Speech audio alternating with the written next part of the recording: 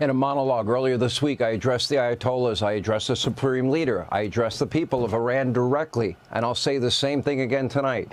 When President Trump says something, you better pay very close attention. He means what he says. He will always put America and Americans' interests first. That is defined as the Trump doctrine. And now Iran is learning all of this tonight the hard way. Joining us now from the Senate Armed Services Committee, Arkansas Senator Tom Cotton. Senator, maybe it's a little early to go there, but this will go down in history as one of the greatest military victories, taking out the #1 state sponsor of terror. They have been responsible for hundreds of thousands of missiles between themselves and their proxies being fired into Israel. They have threatened to wipe Israel and the U.S. off the map, and that threat has been removed tonight. Yes, Sean, it's a decisive moment in American history. For 46 years, Iran has terrorized the United States. For 25 years, therefore, American presidents have said Iran can't have nuclear weapons. But it took Donald Trump to actually act on that promise. It was Donald Trump who sent our men and women tonight to once and for all destroy Iran's deep underground bunkers and to bring an end to their nuclear weapons program. I commend to the President Trump for his resolute and strong action. I join him in commending our troops for their incredibly brave and skillful action tonight. And finally, to reiterate what he said, what you just reminded the Ayatollahs, that they can still have peace. The ball is in their court. But if they target Americans, if they target our troops in the region, if they mine the Persian Gulf, if they target Americans around the world, then they will indeed, once again, feel the full force and might of the United States military. Perhaps they underestimated, perhaps they didn't believe the president, perhaps they thought they were going to call his bluff, but now they don't have nuclear weapons, which is what Donald Trump said they could never have. Now the president, at the end of his statement, said, now is the time for peace. Thank you for your attention to this matter. There are other targets that were left untouched today.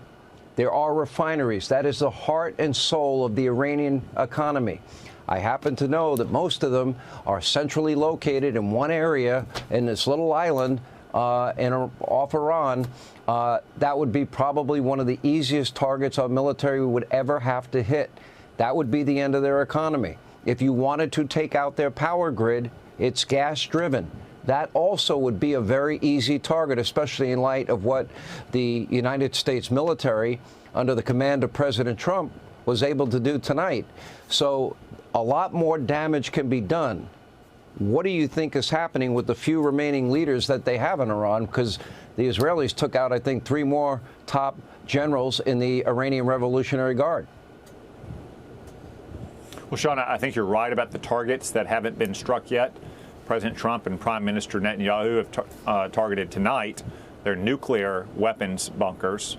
Before that, the Israeli Defense Forces were targeting ballistic missiles and launchers and radars, but they have not targeted the political leadership itself, the supreme leader and those immediately around him. They have not targeted those oil refineries, other critical infrastructure, as a signal to the Ayatollahs that there's much more damage to be done if they try to retaliate against Americans in the Middle East or elsewhere. That's why President Trump has said tonight on social media, and I suspect he'll say again in a few minutes from the Oval Office, that it's in Iran's court now to decide whether there's going to be peace or whether there's going to be further war. I hope the leaders of Iran understand at this point that Donald Trump does not bluff, that Donald Trump and Benjamin Netanyahu together mean business. And they have ended Iran's nuclear program, which was the key military objective that America has had for years. And it took Donald Trump to finally do so. We can't understate what Israel has done in this case. And Israel has shown that there's only so many missiles you can fire into their country. But they were able to sneak in drones for the initial attack that they had against Iran. They took out their top scientists. They've taken out their top generals. In the last 24 hours, they took out Iranian Revolutionary Guard generals, top generals that they had there. They were able to knock out their missile defense system. They opened up the skies. The Israelis controlled the skies, which made tonight's mission that much less dangerous. We saw what they did with Hamas. They took out the top, 7 leaders of Hamas.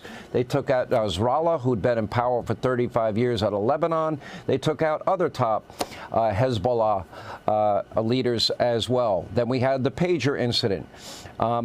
Between dealing with the might and power of the United States, and only the United States could pull off what happened tonight, and coupled with what the Israelis did in the lead up to tonight, I think they'd be very foolish to think that this is worth going any further. Well, I certainly hope so. Again, as President Trump said, it's up to Iran now to make peace. He offered them many chances. For 2 months, he offered them deals to negotiate and turn over their nuclear weapons programs. They didn't take him seriously. They didn't take Prime Minister Netanyahu seriously. They see now the consequences of that. Decades of great expense and effort to build a nuclear weapons program in deep underground bunkers are now up in smoke. If they want to target Americans in the region or around the world, there are many more targets inside of Iran. So I cannot stress enough what President Trump has said, that they should not retaliate against our troops or American citizens anywhere if they want to continue in power. I know there are precarious days ahead, Senator, but let's look ahead a little bit here on the other side of this. You know, the president also said to the Supreme Leader, we know right now where you are. We're not going to kill you, but we know where you are. He did make that statement. And I think I would venture a pretty good guess tonight that the world, and especially that region, is breathing a sigh of relief tonight, because nobody wanted Iranian hegemony. What Donald Trump accomplished in his first term that he never really got a lot of credit for was the shared intelligence and the partnership that he had with the United States and Israel and the Emirates and the Saudis and the Egyptians and the Jordanians, all against Iranian hegemony. I would imagine that the leaders of all of those countries tonight are grateful to President Donald J. Trump.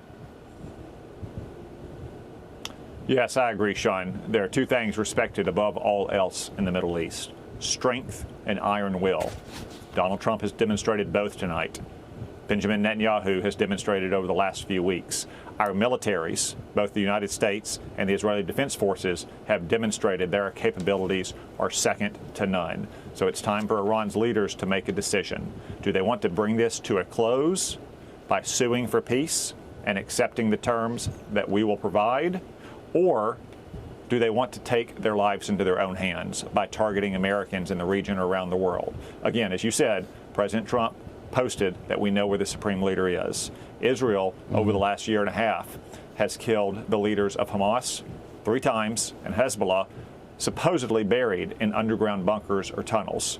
Does the Supreme Leader really want to risk that for himself, those around him, and the critical sources of Iran's regime and economy, like those oil refineries or like those gas fields? It's in their court now. They need to make the right decision not to target Americans. We appreciate your time. Senator Tom Cotton, thank you for joining us this Saturday night. Hey, Sean Hannity here. Hey, click here to subscribe to Fox News YouTube page and catch our hottest interviews and most compelling analysis. You will not get it anywhere else.